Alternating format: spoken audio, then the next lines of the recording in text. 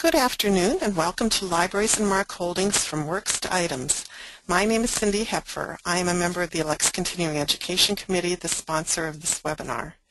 Today's presenters are Everett Allgood and Wen-Ying who are both active members of CONSER and SCCTP, the Serials Cataloging Cooperative Training Program. Everett is Serials Cataloger and NACO Authorities Liaison for the NYU Libraries, while Lou is Continuing Resources Cataloger for the University of Colorado Boulder Libraries. Please note that attendees are muted. However, while you cannot voice a question, you are encouraged to type questions into the question box on your screen. At the conclusion of their very packed presentation, Everett and Lou will respond to any questions that they receive. And any questions that they don't have sufficient time to handle on air will be answered in writing and distributed to all registrants. Also, please note that the entire webinar is being recorded.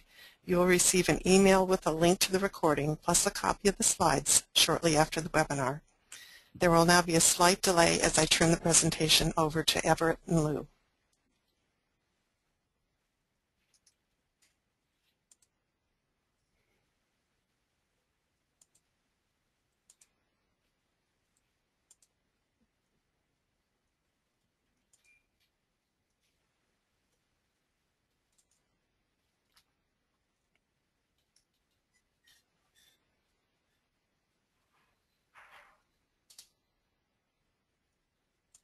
Okay.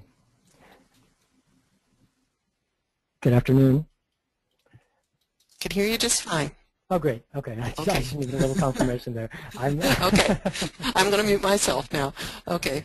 Lou, can we go ahead and go to the first slide? Sure. I'm Everett Allgood. I will start with just an outline and an overview, and then we will move right into holdings. As Cindy mentioned, we have quite a full schedule today, so I want to move right along.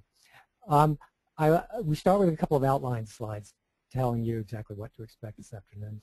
We're going to do an overview of the holdings, some of the benefits of adhering to holding standards, and a brief introduction to the structure of holdings, of the MARC holdings record.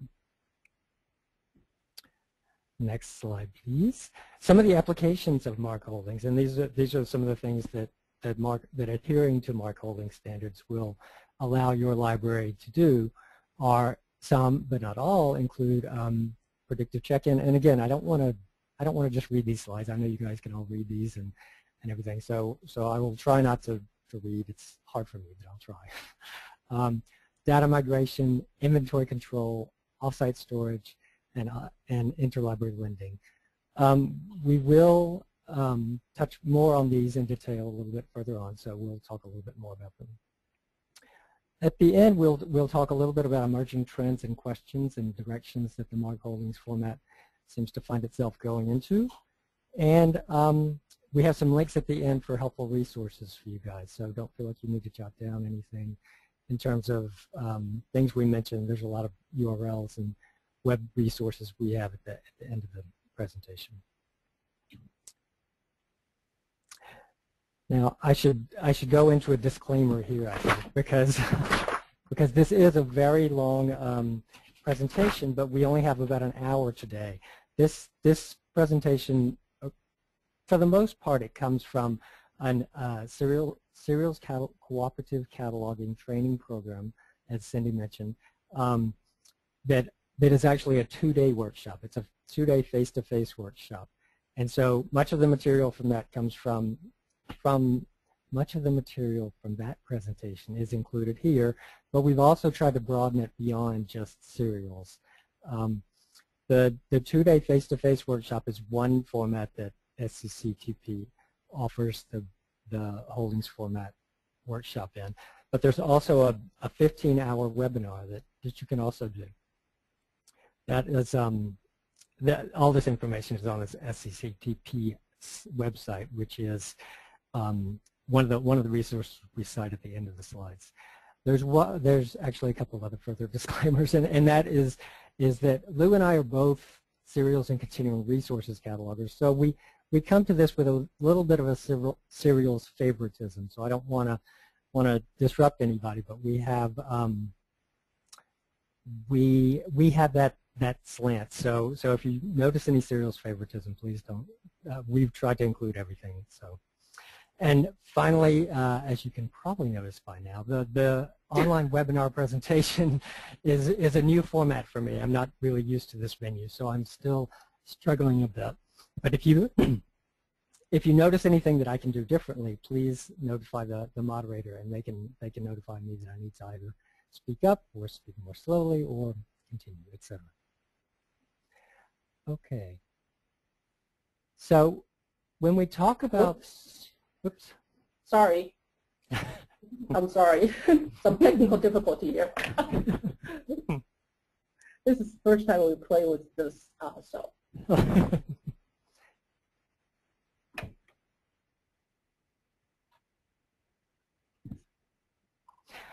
So anyway, as we're trying to overcome these difficulties, when we talk about MARC holdings, librarians are really primarily talking about two distinct standards. The MARC21 format for holdings data is really it's the framework or the infrastructure for carrying holdings. It's a communication standard, just like the bibliographic format and the authorities format, which many of you are probably familiar with. And as a communication standard, it is not a content standard, and it is not a display standard. So what the MARC21 format for holdings data does is it really just allows us to encode and exchange data. Meanwhile, the other primary holdings standard is the holding statement for bibliographic items, which most serials catalogers and most holdings people who work a lot with holdings lovingly refer to as ANSI NISO Z39.71. This is the content and display standard that we know what to fill in that communication standard with, what content, how to display it, that type of thing. So it tells users of this standard how and where to record holdings information. So at the bottom of the slide there, you'll see that kind of a thumbnail of the relationship here is that ANSI NISO Z39.71 is to MARC21 holdings as AACR2 is to MARC21 bibliographic. Okay, moving along, Lou.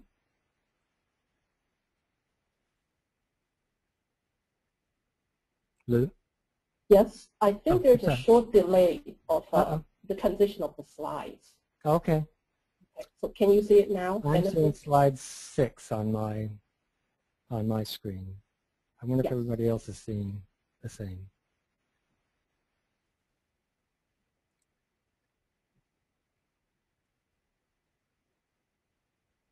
Is everybody else seeing slide 6, or are we seeing slide 5? I still have slide 5 on my screen. Okay, I have slide 6 on my screen. So let's see. We are getting some technical support in the meantime. Please bear with us. I'm sorry.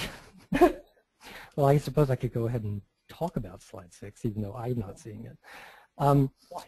Some of the benefits of adhering to holding standards include consistent displays for users. That's a big one.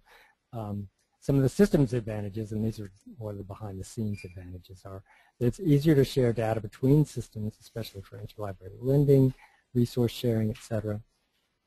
It's easier to generate statistical reports. There we go. Now I'm seeing slide 6. Thank you.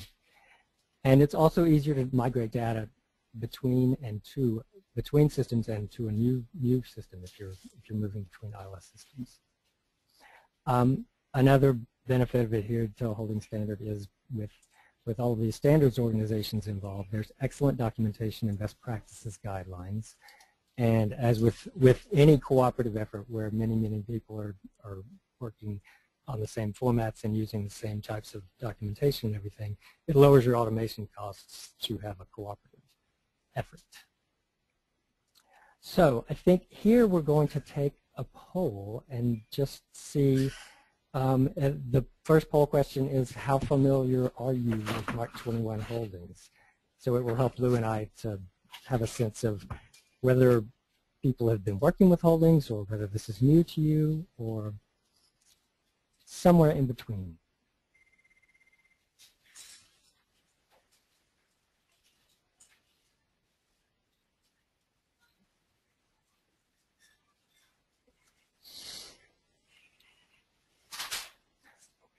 I'm not sure how long It's 70% voted. Okay. Is there an overriding favorite, or? It's a 35% somewhat familiar and 36% very familiar. So let me close the poll for now. Okay, so that helps us know that quite a few of you are actually very familiar with what we're talking about, and some of you are at least somewhat familiar with it. So it's not, I'm not giving you something completely new.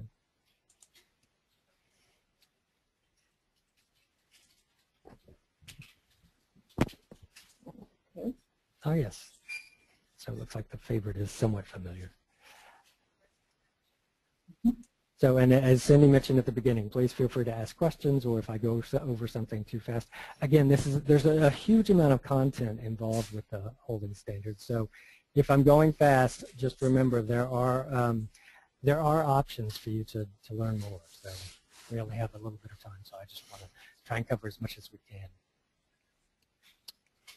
Okay, the next slide. Let's have an overview of the structure of the MARC21 holdings record, please, which is, I believe, slide 7.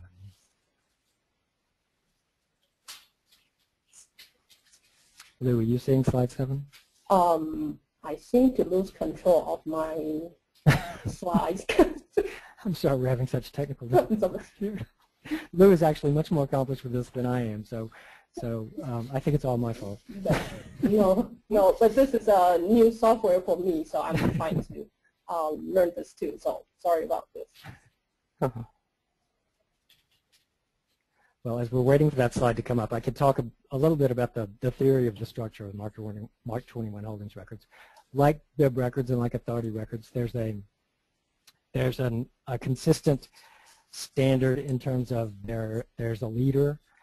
There are the OOX fields, which we often refer to as the variable control fields. And then there are the 010 through the 880 fields, which are other variable fields. So just like with the BIB format, which we're probably all most familiar with, you have what we call fixed fields and leader bytes. And then we have some control numbers. Here's the slide. So among those variable control fields, those OOX fields, some of the more important ones are the 004 field, which actually links your holdings record back to your BIB record, the 007 field, which gives the physical description of the format that you're working with. The 008 field has quite a bit of information, and we'll look a little bit more at this in more detail on the next slide. And then your 010 through your 880 fields are your other variable fields, which include notes, holdings, publication patterns, et cetera, location information. So if we move on to slide 8, we'll look at a little more detail of the leader and the 004 field. Two of the most important elements of the leader field of holdings records are the type of record byte, which is byte 06. And this tells your systems, I know whenever I look at a holdings record, one of the first things I look at is whether it's a Y in the 06. The X is for a single part item, B is for multi-parts, and Y is for serial items. So that's going to tell your system kind of what type of record and how detailed of a record to expect with what you're coding. The encoding level byte 17, is similar to a BIB record. The level of detail and the level of complexity encoded in the holdings record is going to be correspondent with the encodings level recorded. So typically the more complicated and complex the holdings record, the higher the encoding level number, which I was thinking about this morning is interesting, because with BIB level it's usually the lower number is the fuller record. But anyway, that's just an aside there. The 004 field, as I mentioned before, is also very important, because that's the actual link that's going to control linking back from your holdings record to the related bibliographic record. Okay, moving along to the next slide, we'll look at a little more detail of the 007 and the 008. The 007 is basically your physical description field.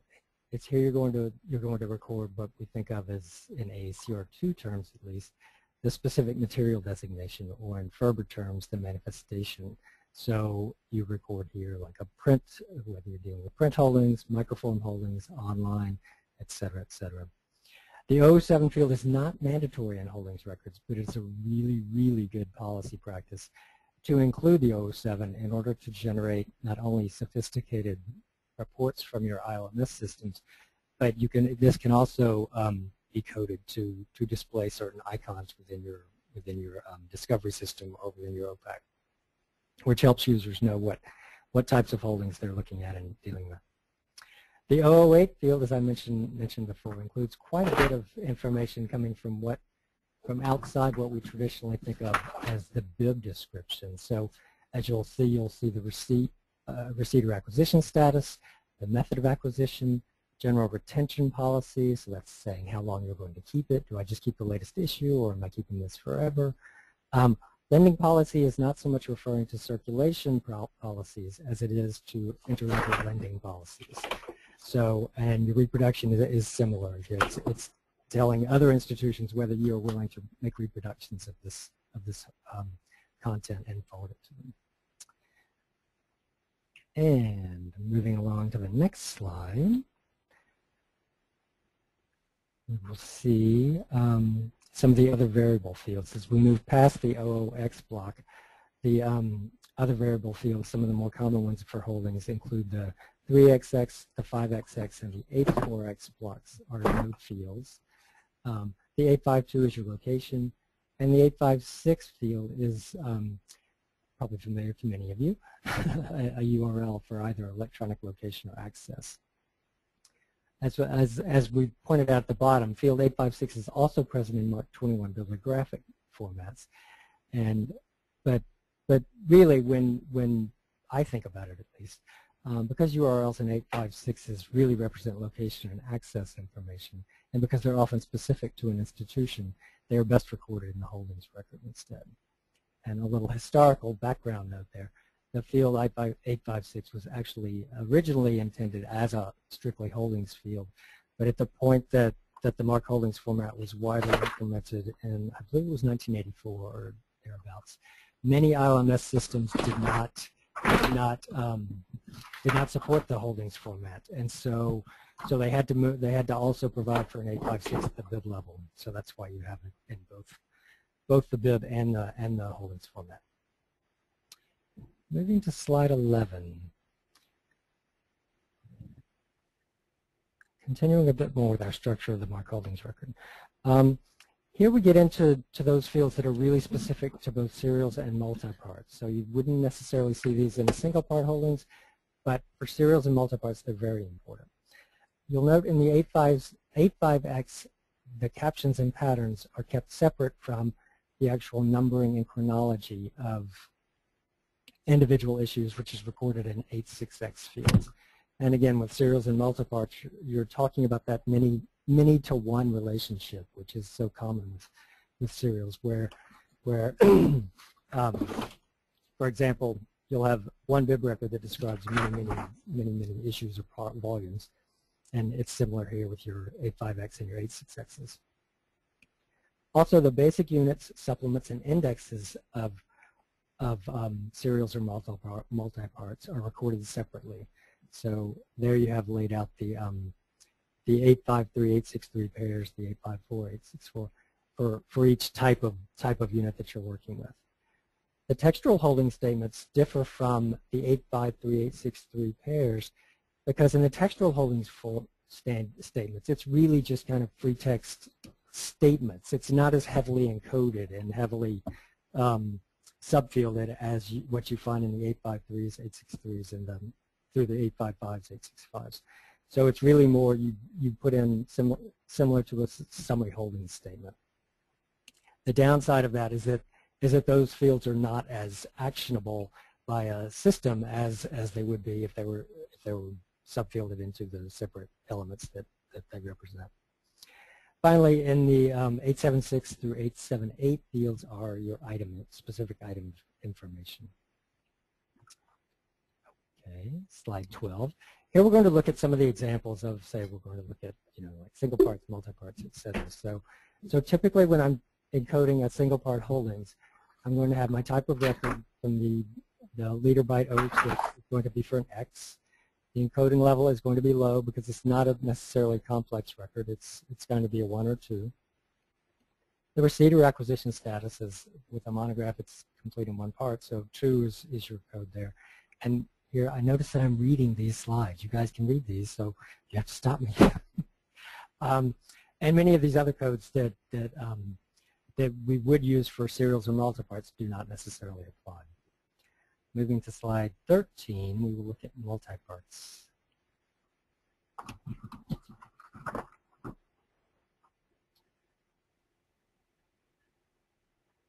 Hello? It's there already. I may still be having a lag on my side. It may be that you guys are still. Okay, so here for multiparts, the type of record is V. And typically, if the library is not actively receiving or checking in the items, you would use the same fixed field codes as you would for a single part item. If you are actively checking in, then your holdings record is going to become a little more complex, and you may need some of the 85X and 86X pairs that you would use with serial holdings. You'll also, sorry, if you're not actively receiving it, the library will want to code the 008 byte 16 to record exactly how much of the multipart you do have, what you have, like the complete run or just parts of it or however. So you can do a tremendous amount of granular encoding with these holdings records, which is one reason I find them fascinating. Slide 14 looks at serial items, near and dear to me. The leader byte 06 is Y for serial. The encoding level here, you see the number going up, up, up, and the language of captions is encoded here.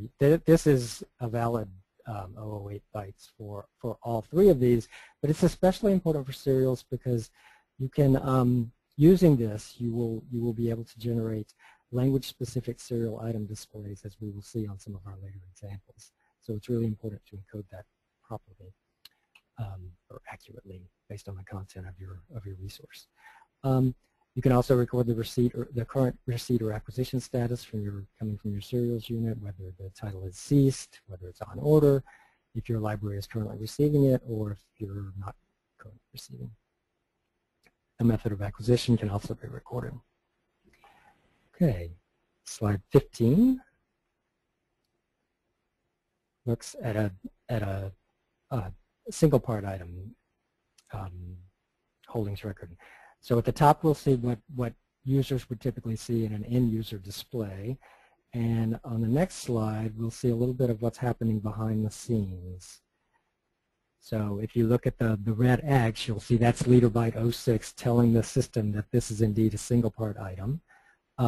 You'll also see at the top of the screen the location. The Lamont Farnsworth is actually, it's coming from the encoded data that's in your 852 subfields B and subfield C. So even though it doesn't look like that in your MARC display, these codes in your 852 subfields B and C are generating a different display for end users. Similarly, your call number is being pulled from your 852 subfields H and I, and that first indicator 0 is telling the system to expect an LC call number, so it knows how to format that. Okay, next. And the barcode will be there too. I'm sorry, yes. Yes, the subfield P would include a barcode, so that could indeed be there as well. Yes, and I think, Lou, you should jump in anytime you feel like I'm forgetting to say something, because I often get a little wrapped up in my own little things and forget to say something else that's important.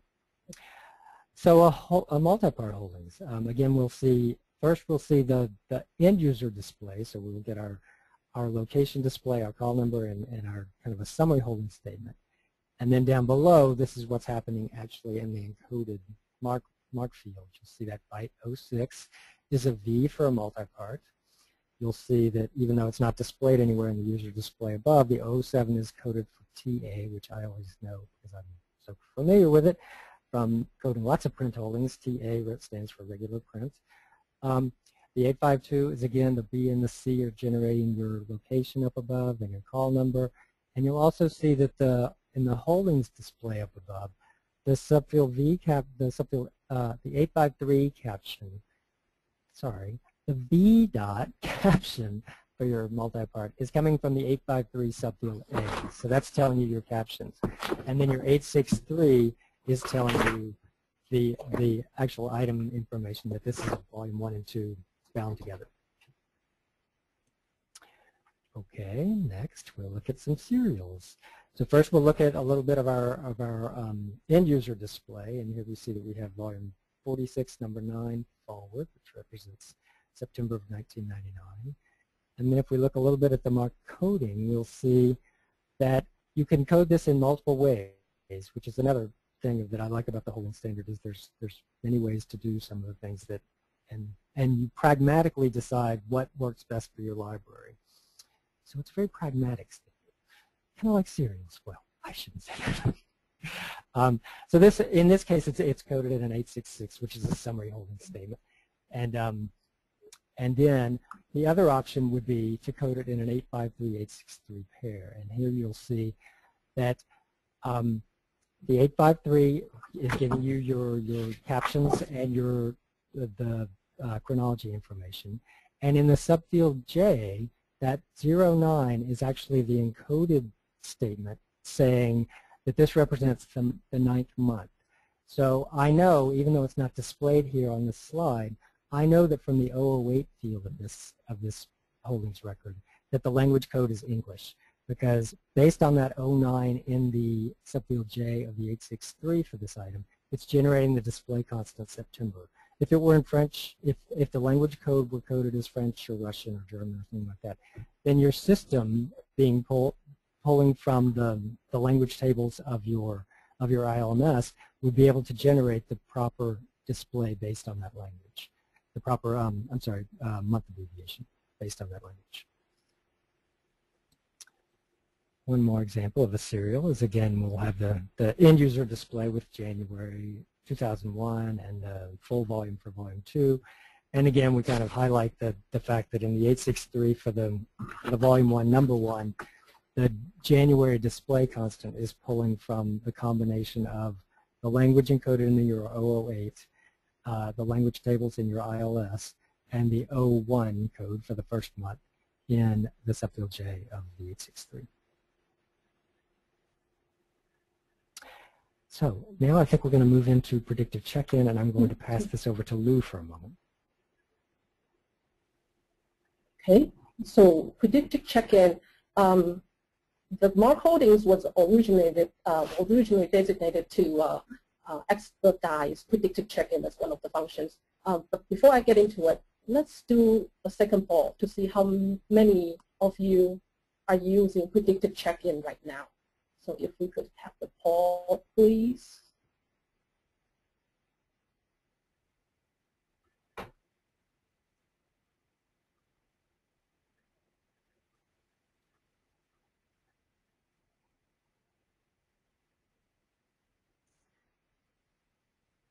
Now, on my screen, I'm not seeing the result.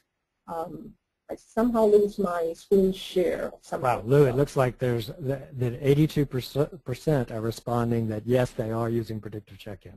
Okay, terrific, great. Yeah. Okay, so most of you already know what predictive check-in can do. So you can check in individual items, and it can predict or estimate the arrival of future items, and it can assist in claiming items that are late. And in this day and age, many libraries are wondering whether it's still viable to do predictive check-in. And many of the libraries said yes, many said no. For those that say yes, there's probably some reason related to the government funding or agency funding. They need to be accountable for them, so we still need to continue to do predictive check-in. Now with MARC holdings, because, we have briefly shown you that the MARC holdings, you can have publication patterns in there, and as long as you have the publication pattern there and with your first issue received, some systems can automatically generate a check-in card which looks like the following. And so that's another advantage of using the MARC holdings format, because the pattern is there and you can automatically generate that without having to set it up. So I'm not moving the slide, even though I clicked on it. So please bear with us. Let's see if I can do it differently. Okay. So I hope you're seeing slide number 25 now. So not yet. There's a time lag. I noticed that. Okay. So Everett, are you seeing this? Yes. Okay, yes. Great. Okay. 25. So this card can be automatically generated. Also, so you can see when it's found, when it arrived, and then sometimes when the issues are late. So this, if you have the MARC holding set up with the patterns information, some system already can generate this for you without you manually input all of the need to do the details. Right? And so the publication patterns and holding data encoded in the MARC holdings format can facilitate migration of publication patterns and holdings data to another system. I hope you will never need to migrate to another system, but if you have to, if your holdings and publication patterns are already coded in MARC holdings, then it will be much easier to migrate to another system, and it will be less likely to lose any data during the migration. And many, well, as far as I know, one particular ILS system, they even share their publication patterns, so that when you're going to create a check-in cards or check-in module, the patterns are already set up there, and it's because libraries using the same systems are sharing the same patterns. So this is the same thing as we are sharing bibliographic records. We can also share publication patterns and holdings data among us. So that would, this is all in a collaborative effort, trying to reduce duplicate efforts. And that's why we're advocating using MARC holdings. Okay. Now, the publication patterns and holdings data can also facilitate the sharing of holdings information across systems. So you can batch load your holdings to, say, your consortial union list, to OCLC WorldCat, and I'll get into this more later when we get into the interlibrary lending and resource sharing. So next, Everett has done a lot of projects on inventory control, so I'll pass this to him. Yes, as Lou mentioned, so we're old hands at inventory control and trying to barcode a lot of our serials and monographs. But some library resources do not necessarily need the predictive check-in that we talked about, and those main three categories include SinglePart items, and in this I'm primarily talking about that if you're one of those libraries who's on the fence about should I go to MARC holdings, should I not go to MARC holdings, I don't want you to feel like every single thing that you encode has to be down to the nth degree, and there are many resources that don't in any way need the predictive check-in components that even some serials catalogers I know look at and they run away because it seems kind of daunting, but actually as someone who's used them for a long time, the more you use them, the more used to it you get. But back to my original point about some library resources not needing predictive check-in. These would include SinglePart items, irregular multiparts, and this was by the very fact of the nature that they are irregularly issued, as most multiparts are, it's very hard to predict those. The other thing about multiparts that makes them hard to predict is the fact that they're often published and issued out of sequence. So that would kind of give your predictive check-in functionality a little bit of a fit, I think. But nonetheless, I'm sure you can work around some of those. The other big thing that we have a lot of experience with here at New York University is retrospective holdings of serials. because once an item is received, I no longer need the predictive checking component of it. But here at NYU, we've been in the process of, I think, going on like, it might be 12 years now, that we've been trying to barcode all of our and inventory all of our serial holdings. So for the vast majority of those serial titles that we no longer receive, that are either dead or we cancel our subscriptions or whatever, it's more a matter of entering item level holdings in terms of like a binding pattern, rather than having to predict when each one of them is going to come in.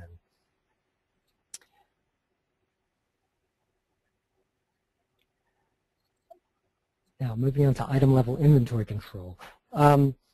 Two very popular trends seem to be driving the need for item-level control, and one of these is, it's a really new thing that I've heard about circulation.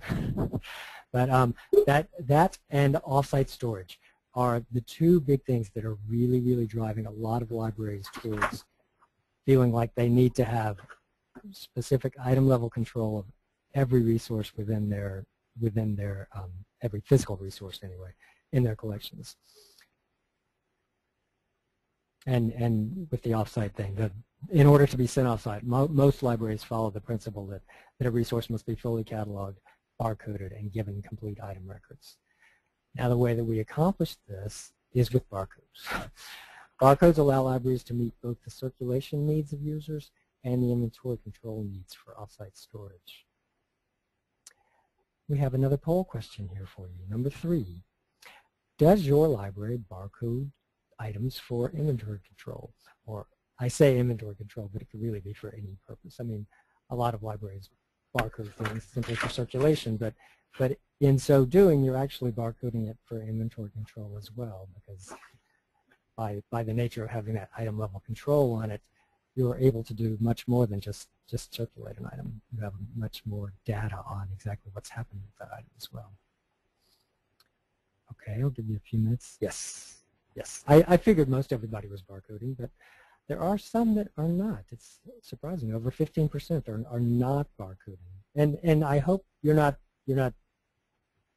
answering that in terms of me saying inventory control as meaning that, oh, that's not why I barcode. I hope that's not why we're getting that relatively high result list. But I just mean do barcode items.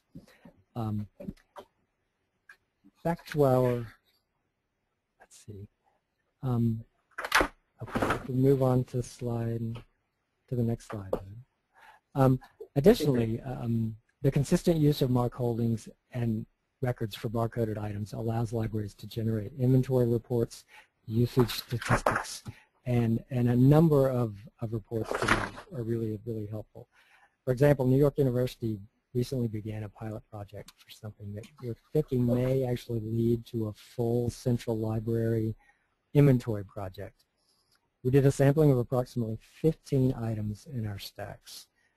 After accounting for all of the items that we knew to be either checked out, shelved off-site, or lost, and by then comparing that, what we found on the stack, in the stacks, with a report of the MARC holdings and items generated, and item records generated from our OLIF system, NYU, this is a little embarrassing to say, NYU discovered that approximately 17.5% of those 1,500 items needed some type of further attention.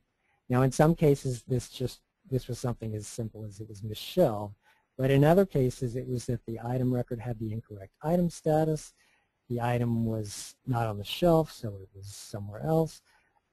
We found a whole host of things that really surprised us in terms of like what was going on with our items. 17.5%, that's like what, 1 in 6 or something like that. Mm-hmm. 1,500 items, that's quite a substantial number. So even though, and here's how we looked at it, even though this was not the initial item availability metric that we had hoped to get from checking our system like this, having this type of detailed inventory data will really help us in terms of going forward with planning. So that type of thing, generating those types of reports from your system will really, it's really helpful. And speaking of planning, off-site storage is a huge undertaking that many of us are now in the midst of, and NYU's been sending things off-site for again, like our serials inventory project for over 10 years now. Libraries typically send materials off-site because either A, the central sites can no longer accommodate our growing collections, or B, and this is a growing trend in libraries, that many prime spaces within central sites are being redesigned for purposes other than housing collections. And we're going through a lot of that at NYU, and it's caused us to send many things off-site. But I don't want everybody to be afraid of off-site, because actually at first I was a little hesitant about off-site.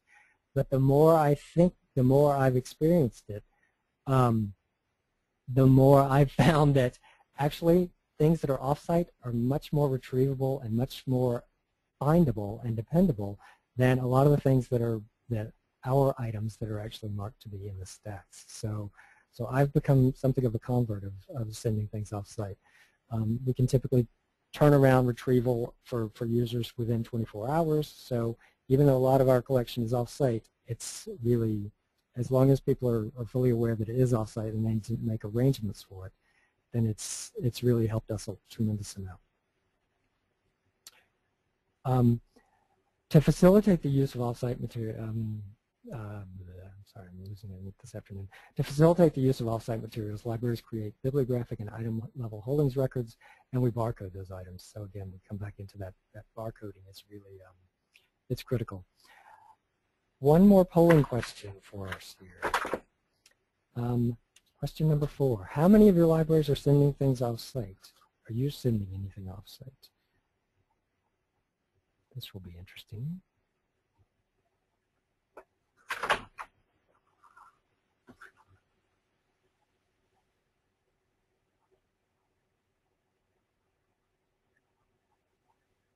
Let's see. Oh, it's about half and half. So approximately 48% of you are sending things off-site, and a little more than 50% are not sending anything off-site. Well, wow, lucky you.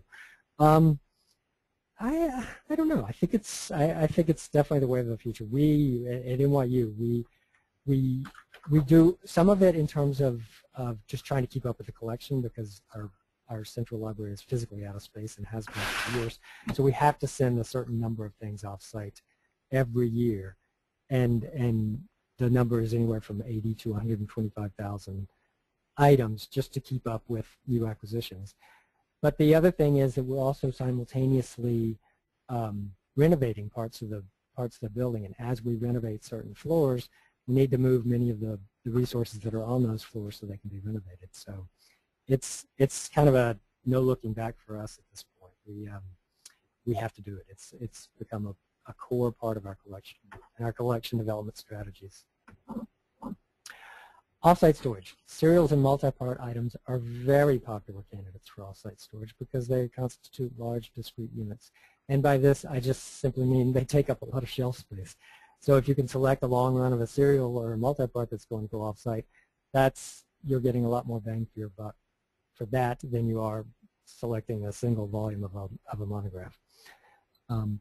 Item-level holdings records support efficient off-site storage and retrieval because users typically approaching serials, and Lou and I can speak to this.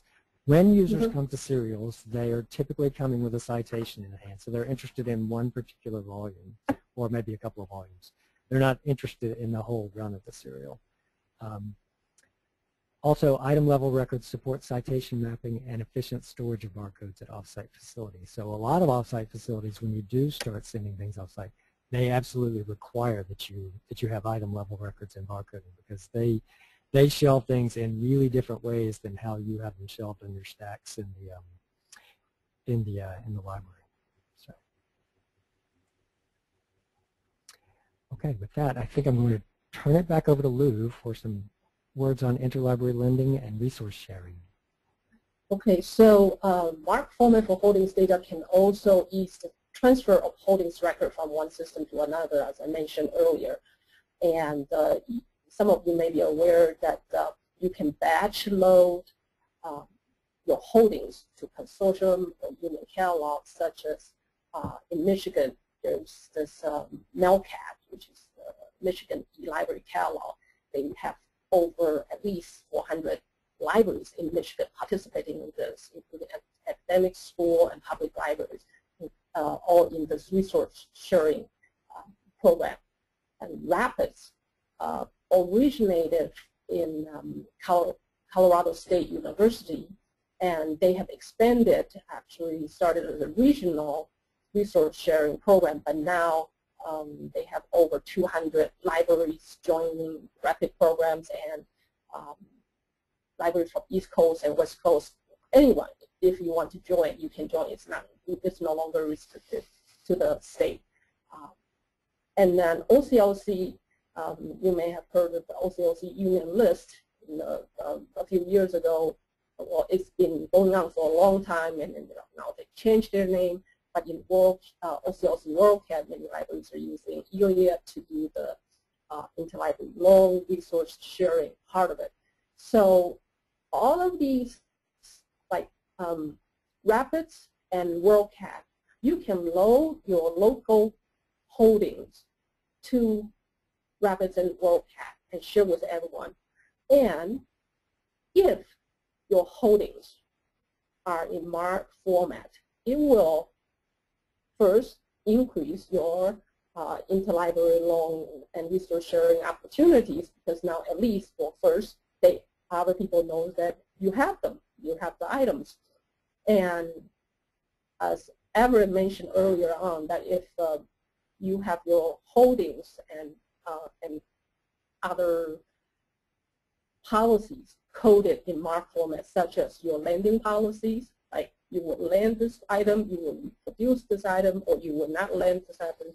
If this is all coded, then, for example, OCLC WorldCat will be able to have this deflection that will automatically detect who will be able to lend this item to the borrower. So it will expedite the resource sharing, resource borrowing. And in fact, if you have the holdings coded really in the pair coded fields, for example, for serial in A53, A63, then both Rapid and WorldCat, they are able to, even from the borrowing point of view, they will be able to detect the incoming borrowing data, as well as the ISSN number, and then all of the volume issuing numbers there. And they will be able to match to your, and then come in without any human intervention and go into the you as a lending library. And that will speed up the whole process.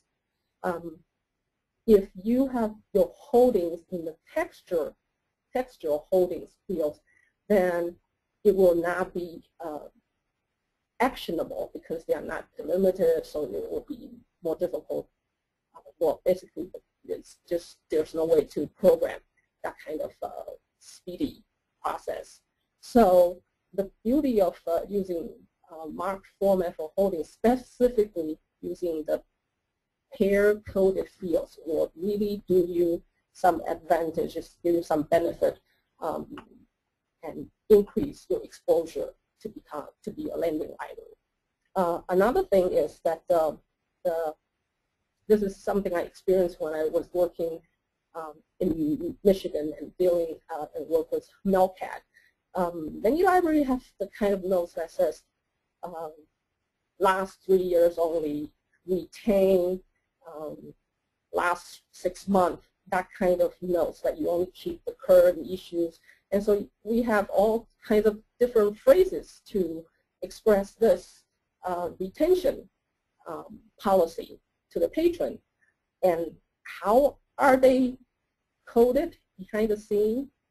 Right now, I think most libraries just have it probably in the textual field, and therefore the phrasings are inconsistent. And therefore, but as mentioned earlier on at the beginning of the session, that MARC Holdings has a code for retention. You can tell how long you want to retain, how long you want to retain this title, or you want to replace it when the microfilm arrives, something like that. So it's all coded. So if that retention policy is in a coded form in MARC holdings, it will be much, much easier to help the interlibrary loan resource sharing part of the process. And another thing about this have holdings in MARC holdings, Serho, I noticed that I think NLM is a participant in this webinar. I remember a few years ago, Serho, which is the serious holdings of medical libraries in the U.S., and there was a survey asking the members whether they want to switch their holdings to MARC holdings. And I was kind of disappointed that there weren't that many votes to move Serho to MARC holdings. So even though right now Serho and OCLC are cooperating, and Serho can batch load the holdings in their system to OCLC, so that the medical libraries don't have to do difficult work to enter into systems. However, because they are not in MARC holdings, they can only batch load summary holdings to OCLC, and therefore, as back to what I just said, that if they are not in coded fields, it will not be as easy to be actionable as those that are coded in coded fields.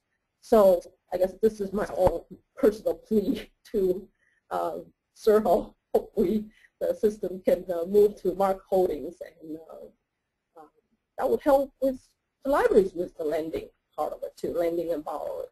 So I'll close my soapbox here. Absolutely. The more people we can get to adopt MARC holdings, the better. Yeah. Okay. So here's an example from OCLC First Search that from the public point of public display, you see the library workpad that holds items, so many, and then you should click on it, then you see local holdings available. So our CU Boulder have the holdings there, and other libraries too, but you notice some other libraries don't have holdings there at all. Now behind us, if you click on that local holdings, you'll see this in the public display. So location, call number, the format as the 007 textual, and then holdings, more detail instead of just the summary holdings. That summary holding on top is actually OCLC's own internal display. Not display, their own system, not related to MARC holdings. But the bottom part, they're all coded in MARC, and it's like this behind the scene.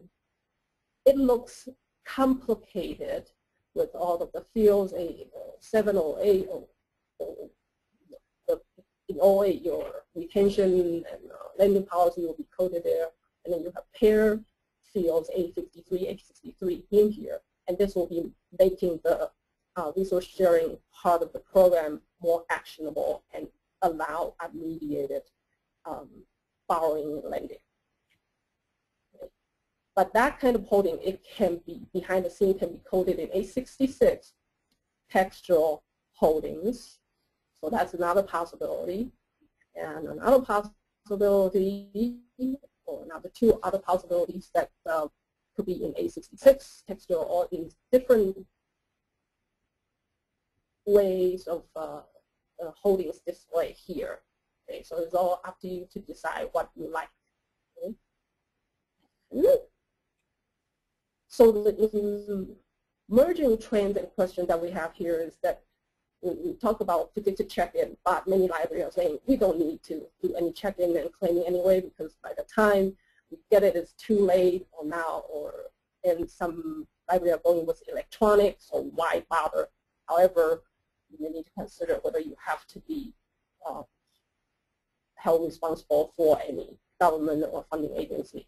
There's also the rise in the use of OffSite storage and reading, so you need holdings records. Also, there's increase of unmediated interlibrary lending and resource sharing.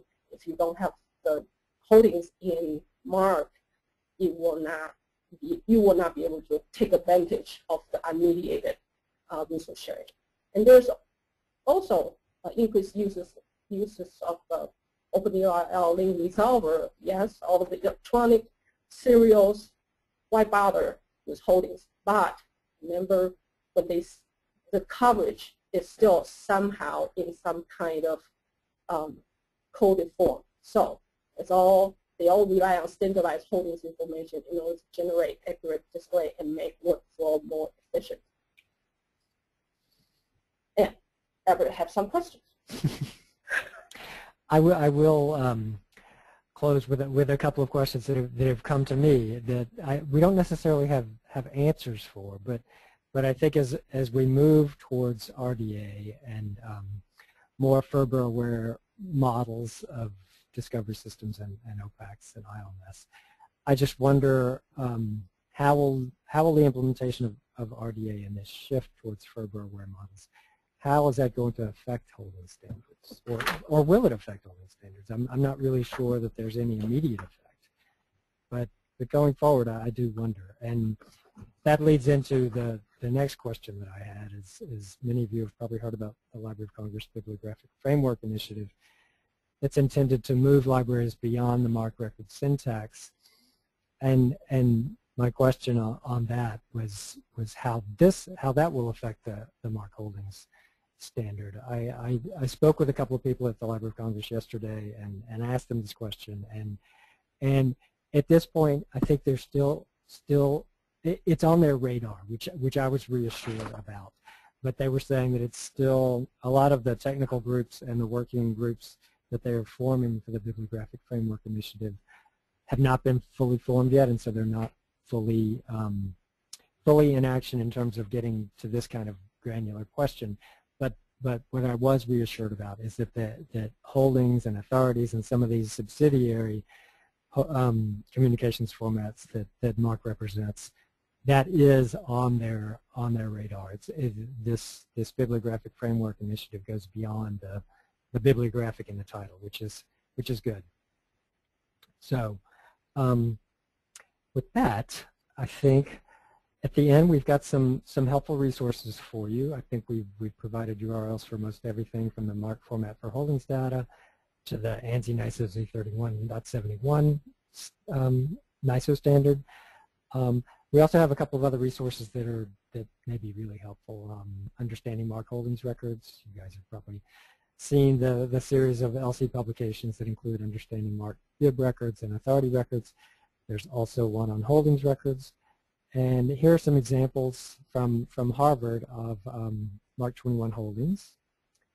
And the final slide points back to the Concert Publication Pattern Initiative webpage, and also that resource that I promised all of you about the SCCTP Serial Holdings Workshop.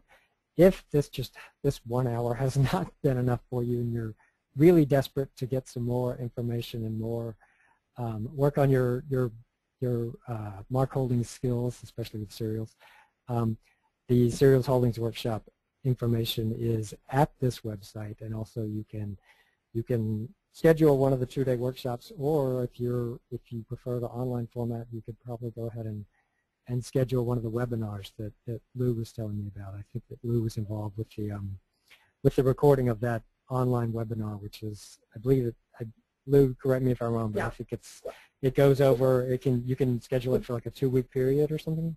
Right, because we did it 2 hours per session, but there was one session that's longer, so we could do 3 hours. Mm-hmm. So you could spread out through during 2 weeks. So we don't do it every day. That would be tiring, and then disrupting your regular work. So that if you like to have a live online kind of session, you can also request SCCTP to set it up. I just wanted another thing is that the manual on that website, another thing, it's free. You can download it, and the notes the instructors get are all there, so you can do self-study if you like in your library. So I highly recommend it. Take a look at that manual first. Okay. thank you very much for your patience and with our technical difficulty here. Yes, thank you very much for coming. And okay, guys. Contact information. Okay, guys, this is Cindy, and we've got about 3 questions here, and maybe we're right at an hour, but we'll take long enough to go through these 3 questions. If anybody has other questions, go ahead and send them in, but we'll handle those offline. So the first question was, what was the citation mapping when talking about barcoded items and storage? Everett, I think that was something you talked about. Citation mapping for when talking about barcoded items and storage. I think I must have been talking about the idea that once a serial run is sent off site, if you've barcoded down to the item or the volume level, we barcode at the volume level at that point. Users have an idea of if they're coming to a serial to the OPAC or to a library catalog with a citation to a specific serial, then they can see that the library actually has that volume found offsite or in the stacks upstairs. So it really helps in terms of resolving if a library has the volume or issue that you need. Okay. I hope that answers the question. I hope so. She says, okay, thanks. Okay. Next question, how do you handle significant gaps in holdings at the issue level? Well, I can speak for us because I know we've been barcoding serials for a lot of years, and at first when we went to the MARC holdings, we were thinking, oh, you know what, we have to encode every single little gap or every missing issue that we have.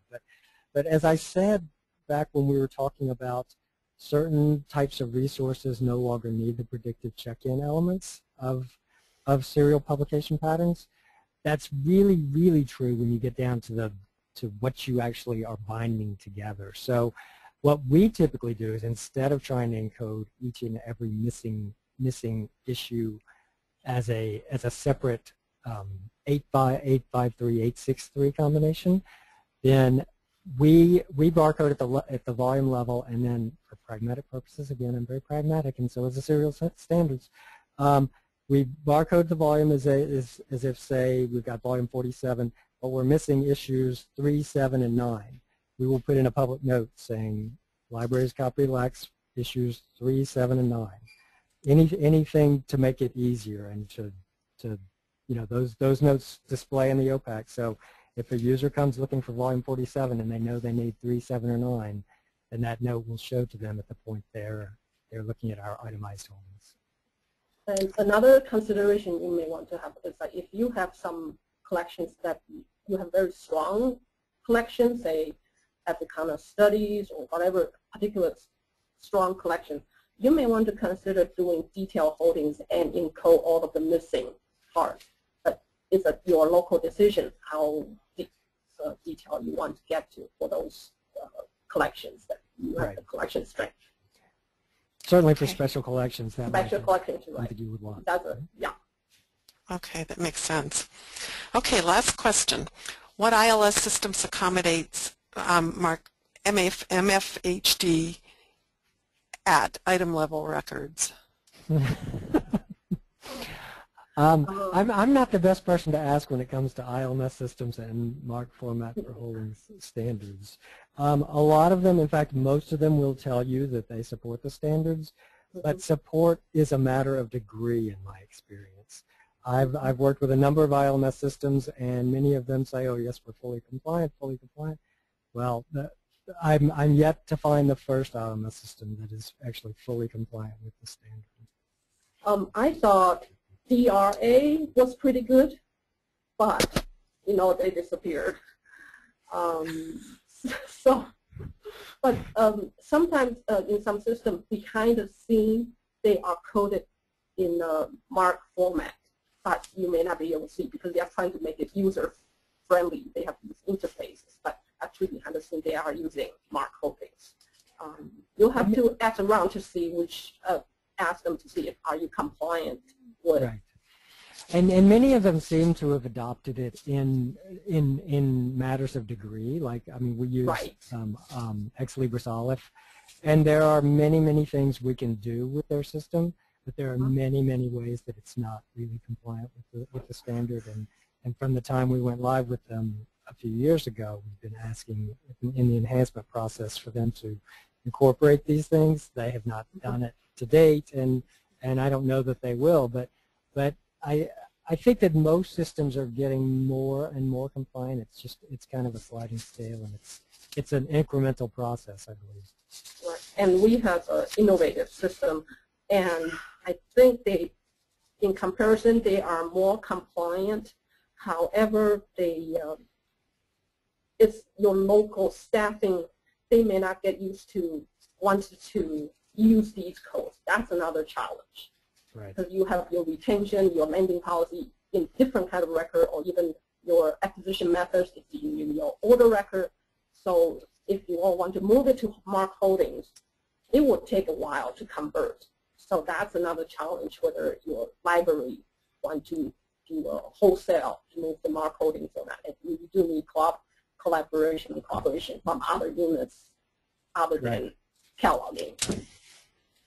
And that's a big component of I think that's probably one of the things that libraries look at and say, do I really want to spend all this time and effort to encode these items and volumes when I'm not really sure that I'm going to be with the system forever, or I'm looking at an ILMS migration. When we migrated from GIEC Advanced 4+ years ago to Ex Libris Aleph, that we had heavily encoded holdings records and volume level serial holdings records. The migration was not clean, not completely clean. For the most part, most of those things came over, but there were some tweaky things that we had to do in the aftermath. There were some things that that Advance handled well in terms of holdings that Aleph doesn't necessarily do the same way, so we had to redesign a lot of our workflows. On the other hand, there are some things that Aleph does with holdings that Advance wasn't doing. So what happens is you kind of get used to working with your ILMS system, and then you kind of forget, or you don't pay as much attention to the fact that, oh, well, you know what, even though I like this feature, it's not necessarily really compliant with the standard. And once you start moving away from those standards, my belief at least is that it makes any kind of system migration or holdings data sharing, it makes it a little more difficult because other systems can't necessarily anticipate the well, what we often call Aleph bugs, they would often call Aleph features. So another system can't necessarily anticipate those features the way that one automated system may. Right, and so innovative, they have their call numbers and location actually embedded in the bit record and not using the MFHD to encode that information. So that's another, you just need to look around compared to take the one that will give you the most features. Exactly. Okay. Well, thank you, Everett and Lou. Could somebody pass the screen back over to me, Jackie? Thank you very much. Thank you. And while I'm waiting to get my screen over to you, it should be on the way. I want to thank Everett and Lou for providing the audience with some fundamentals of serials holdings, and I hope today's webinar will provide solid background for the 15-hour intensive SCCTP serials holdings workshop, which is well worth it if you do holdings. Thank you also to our attendees. You hung in there for 70 minutes instead of 60, and I'm proud of you all. The ALCTS committee hopes you found today's session useful. You will soon receive an online evaluation form. Please take a few minutes to respond to it. Your comments are valued by committee members and used as we consider new webinar topics and plan other CE offerings. Information about ALCTS webinars can be found at the URL on your screen. A list of upcoming webinars is also provided. And we do, again, welcome suggestions for other webinar topics. I want to thank Jackie Samples and Carrie Cassio for their assistance with both the technical and hosting aspects of today's webinar. And I want to thank Alyssa Novak and Julie Reese in the ALCTS office for their always invaluable support. Thank you again for joining us today, and we hope you will sign up for other webinars in the future.